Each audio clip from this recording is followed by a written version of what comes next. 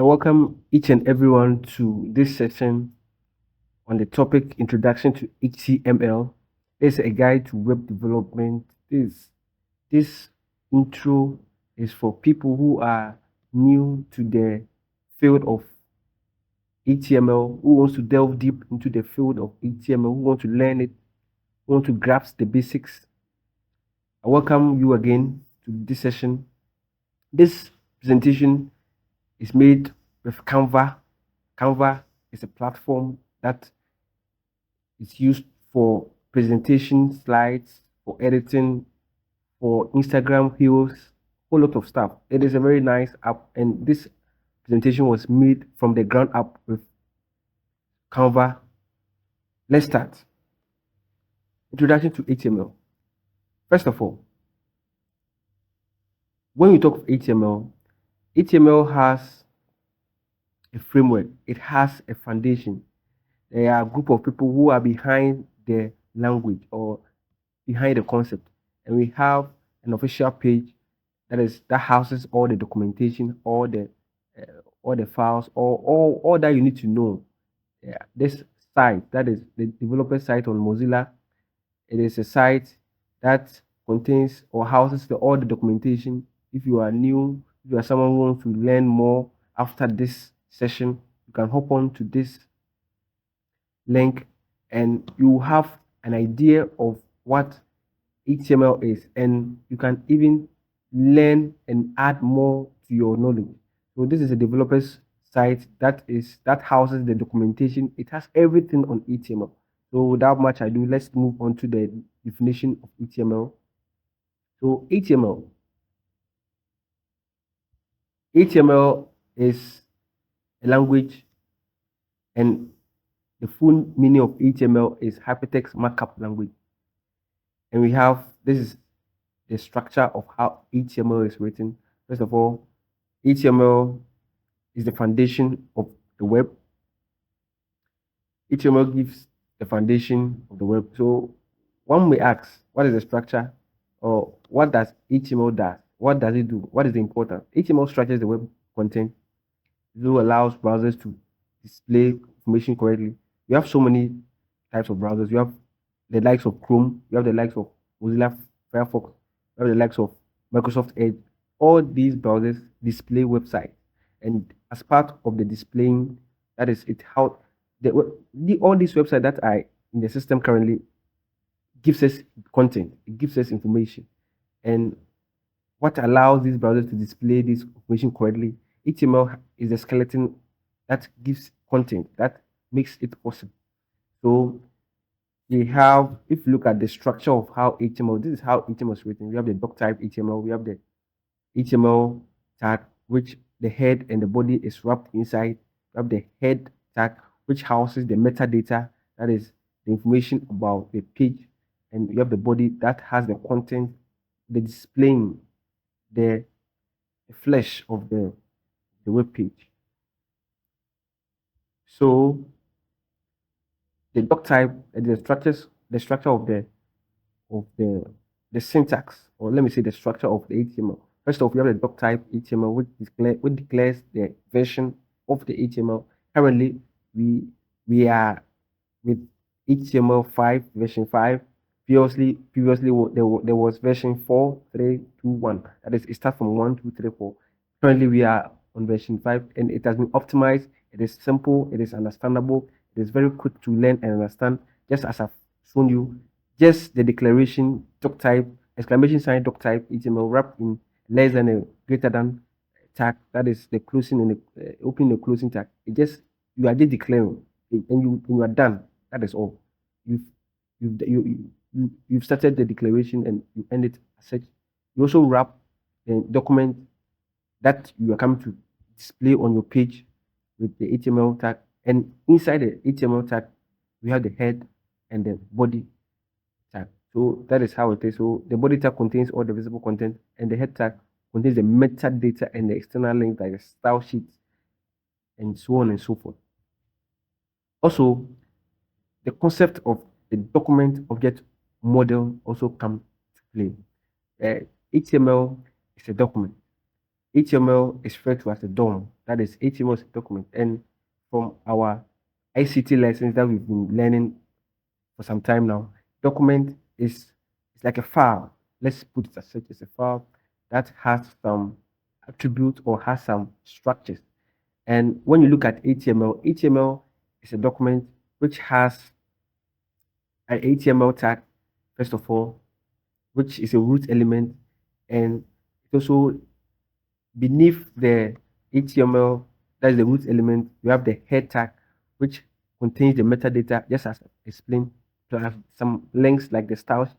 We also have the body which is next to the head tag, which houses elements like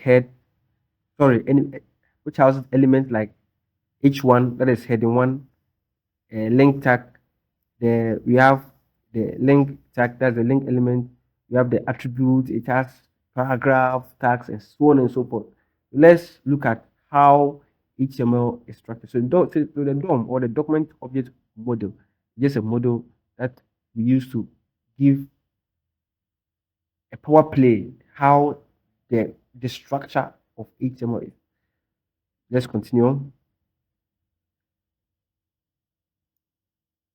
So when you write a tag in HTML, there are some things you need to know.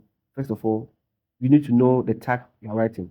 And in this case, the example displayed is header 1 tag, which has an opening and a closing tag. So this is the opening tag, and this is the end tag, or the closing tag. So what happens is that in between these two tags is content that we normally place inside it. And normally some comes with attributes. Attributes is a way of modifying the tag to make it more enhanced and more sometimes, most of the times, these attributes allows us to make styling easy. Normally we have IDs, we have class. In this example in particular, there's a class attribute, and we have an element which is that's a value, that's a primary value. And most of the time, when you are styling, when you're using your CSS, in the future we will create a video on CSS. When you're using your CSS language, what happens is that we normally refer to these tags, and sometimes, either than using the tags, we normally call the attributes to make the styling easy, and helps in making the learning also easy.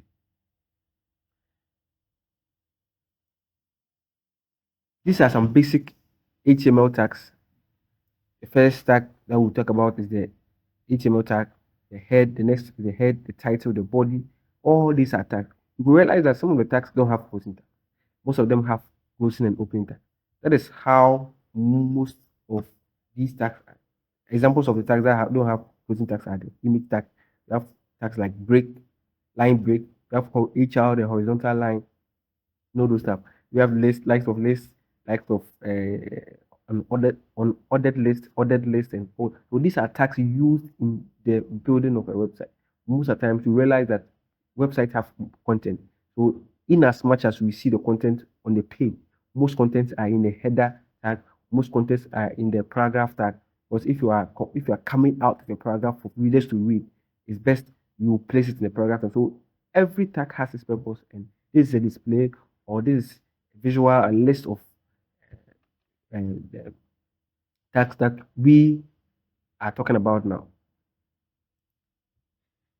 And there are so many categories of HTML tags. There are tags that are used for text formatting, and in this example that has been displayed on our slide, we have paragraph. Paragraph is used to create paragraph sections. We also have the headings from heading 1 to heading 6. The heading 1 are the headings with the most font size, and it helps us to get a nice presentation of how the site you want. Probably you are giving, or you want to put in your text. It's best to use the header 1, because the header 1 that's the first heading, the first heading out of what you want to do. It broadens, or it emboldens it makes it visible. That is like a heading of text. So in this example, we have heading 1, which is the content inside the heading 1. Between the closing and the opening tag is welcome, and we have the paragraph. Inside the paragraph, that we have the bold text. This is how we come up with the bolding, italic, underline. The underline tag is U. So this is how the text formatting and the heading. So the H is the heading, the P is for paragraph. So from what we are looking at, the heading one is from the largest to the smallest. That is how it is. Let's go to the next section. That's the list. You can also list things in HTML, and that's one of the interesting things about list. We have so many types of lists. You can list in an ordered form, that is in a numerical ordered list from 0, 1, 2, 3. And sometimes we may not prefer the ordered means we may probably want to list things in a way that there's no orderliness. So we normally use the unordered list, and sometimes too we have other lists tags that are in the system or in the in HTML is a definition list, that is the DL, DT, and the DT. So these are some of the lists tags that we can talk of. And in this example, this is a clear example of how another list and the OL is other list. This is how they are. So the outputs later on in the next video, we will look at the practical use of each and every tag. But today we are looking at the essential, the basics, how these tags meet each other or come out. We also have hyperlinks. Hyperlinks allows navigation between websites, web pages. They also link pages using href. So the links are used for connecting pages. Normally, in the web, if you have a website which has so many pages, there's a need for you to make it so that they can talk to each other. There should be coordination. So, and some of the websites currently, we have so many sections. We have the home section, we have the services section, and so on and so on and so forth. There's a need for you to link all of them stuff. And in this example, there's a clear or example given below is how a link tag is used. We have the attribute H. The attribute name given here is the href, that is the reference, and the reference or the whenever you click on the visit example, or that is whenever the visit example is what that is, it will be a text that you have to click, or it will be a link. When you click on it, it will take you straight to this website that you have here. So that is the navigation and the hyperlinks. We also have the images. We can display our image and media. So the image, that is the tag responsible for the image, is the img tag, which is used to embed images. We normally use the attribute like the alt attribute, which is also which is used with the img to give a perfect description of what image we want to give. Also, we have the video and the audio for the media. If you want to add media to your web page, you can also use the video tag and the audio tag. We have web friendly images formats like JPEG, PNG, SVG. All these are image formats that can be inserted in our website. These examples are how we make use of the audio and the video tags. We can come up with tables in HTML. Table structures data visually so that we can have a visual feeling or visual refreshing look of how our data should be represented. So inside the table, we have table rows. Define each row. Mind you, when you are visually representing the table in HTML, the TR, that is the TR tag, gives row-like definition to each line that you want to come up with. So you could see from this example is that we have 2 rows. That is, we have 2 rows in our table syntax that we have here, and the data under each of these headings, table headings, that is the John will be underneath the name, and the 22 will be underneath the age.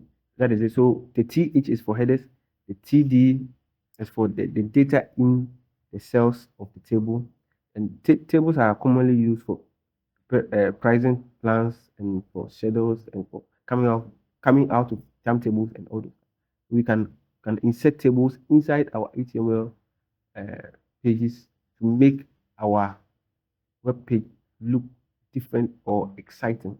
You can also add forms so that you can solicit for user inputs and user additions. So probably you can include a form so that inside a web page so that users can fill it up, submit their forms, and you receive feedback. So forms normally collect inputs and sends it to a server. Servers are computers that are used to house our website so that whenever we go online, we can have a look at how our websites are. So inside the form, we have some tags that we can use in collaboration with it. We have tags like label, because every form has a label, so that and it also has an input that you cannot that you have to also put something there. So we have to input something. Forms are used to input things, just as the note says, collect user input. Forms must be secure. Normally, the HTTP, the protocol used to send data on the internet. So whenever a user submits a file, HTTPS protocol, or that is the protocol used for sending data on the internet, helps us to submit our data on on the on the internet. Common input types like text, buttons, checkbox are used. So the types are more of an attribute within the input tag, and so this is how the syntax is. This is how we come up with the forms. Someone may ask, what are some of the best practices, or how is HTML structured? Currently, there's a certain framework of how HTML. Mind you, I said earlier on that we are currently using HTML5, and it comes with some conditions. So normally people create website and they don't regard certain rules and stuff. So there are best practices, there are ways in which you must go by it. Semantic HTML just refers to how meaningful, or refers to using meaningful tags to describe the content purpose rather than just appearance. It's not about appearance, it's about how the content is displayed. So it also helps browsers and search engines and assistive technologies to understand the structure of a website that we normally create.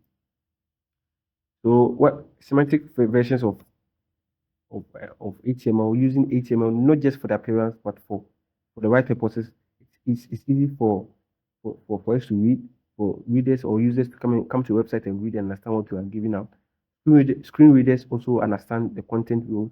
Also, search engines index this content more effectively so that users can easily search for these web pages on the internet.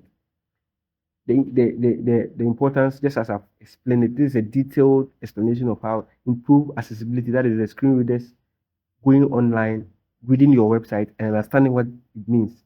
Also, the search engine optimization, the assistive technologies on the internet, that is Google, the engines, the search engines, Google, the Bing, they rank, they index our website. And when you have a website that is made for the right purposes, the tags used are good, your index will definitely rise, and people there will be an easy search to boost your ranking, and you have a word. If probably it prioritizes well structured content, and just helps make your work easy.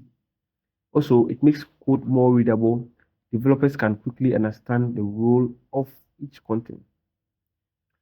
Also, let's look at the two codes that we have here. This is a semantic version of how HTML should be written, and this is a non-semantic version. You could see that from our example, we've put a head, that is a header inside a certain tag, that is a header, closing and opening and closing tag.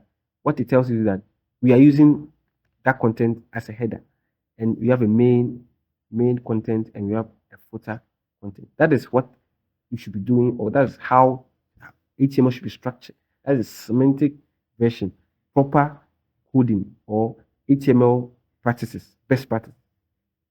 On the other hand, we have a non-semantic version, which is also, I would say, not too bad, not too good, because we are doing too much than expected of it. We are creating attributes like class. We are giving it a value, header and stuff. It's good, but if you are coming out with a more structured HTML, it's best you follow the semantic version than using the non-semantic version. These are some of the best practices that we have to follow if you use semantic tags instead of div and span. Div is a block. It's a block element. Span is an inline element used inside other tags. So we are advised to use semantic tags. Instead, you can use other tags that have been discussed earlier on in the previous slide, like paragraph, like header, link, all those stuff. Rather than using these div and span tags, add proper attributes. Attributes are important so that your website will be more structured and more readable. Keep code structured and indented for readability. Avoid duplicated tags that are no longer in use. Use external style sheet instead of inline CSS. That's also one of the best practices that we have to also follow. Let's go to the next slide. So, in all, what we want to get out from this slide is that HTML is the foundation of everything or everything on the web. And from our small presentation, we are saying that HTML is the foundation of the web, and it structures our web pages. It gives content to what we are going to put out there on the internet, and it is the skeleton of the web. Without HTML, I don't think we will have our web pages that we have now.